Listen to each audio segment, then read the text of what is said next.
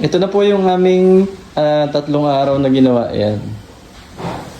Yung dinayo natin. Hanging cabinet na modular. Ayan. Tapos yung range hood.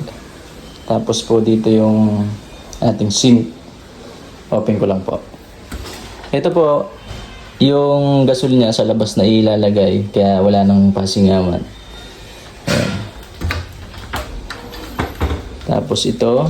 Ayan, ito yung ating condiments.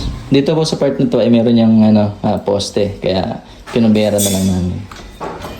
Tapos itong part naman po na to, meron sila na mga datihan na mga stainless. So yan, ginawa namin pa box, naka-box po yan hanggang loob. Ayan,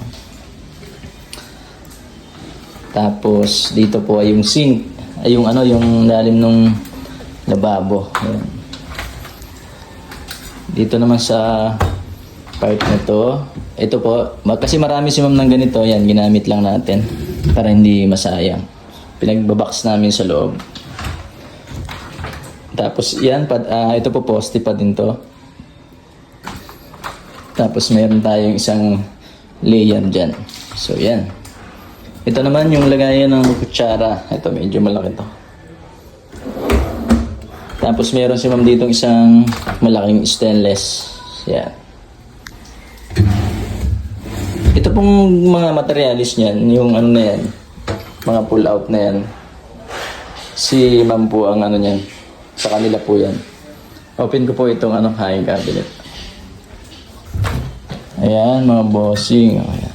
Ito po yung lugar na to. Kasi wala siya. Kung malalagyan po ni ma'am ni sir ng pwede diretso yung duck hose doon. Kaya inopen lang natin. Tapos lahat po ito may cover ang likod. Hindi nakarekta sa sa semento. So yan. Meron po yung mga cover. Tapos ito po yung pantry ni mami. Ganda po niyan. Mayroong isang pinto na malaki. Tapos ginamit uli namin yung ni ma'am, yung mga pull-out basket. So yan, marami siyang lagayan. Tapos yung taas, puro na siya. Mga cabinet na pwedeng paglagayan kung ano-anong pwedeng ilagay. Tapos ito, screen door po ay, itong datihang screen door, na-repair namin, pinalta namin ng hard mesh. Yan. Hard mesh na po yan. Tapos dito tayo sa kwarto. So itong kwarto po, ito ginawa namin ng ang pinto yung CR nila ma'am. Dito sa kanilang kwarto. Tapos alculap ang ginamit natin para maganda. Smoke glass, nilagyan namin ng design na flat bar. Yung request po ni client. So tapos dito po sa kabilang CR, ang pinalagay naman po niya ay mirror glass. Tapos pinalagyan din po ng design na ito, yung flat bar. So ayan. Kita nyo. Tapos alculap yung ginamit. Tapos may hamba po siya na 1x2. Ayan, para quality at magandang klase. So ayan. Tapos sa main door, mayroon pong isa dito na ginawa kami na na screen door na hard mesh din. So ayan.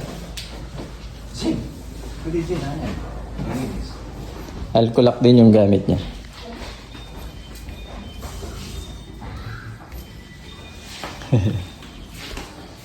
Ito na siya. So yun lang po. Ayan, pagka gusto niyo po magpagawa, PM lang po kayo sa page natin. Tapos yung hindi ko po na-replyan pa, hintay-hintay na lang po. Ayan, thank you. God bless.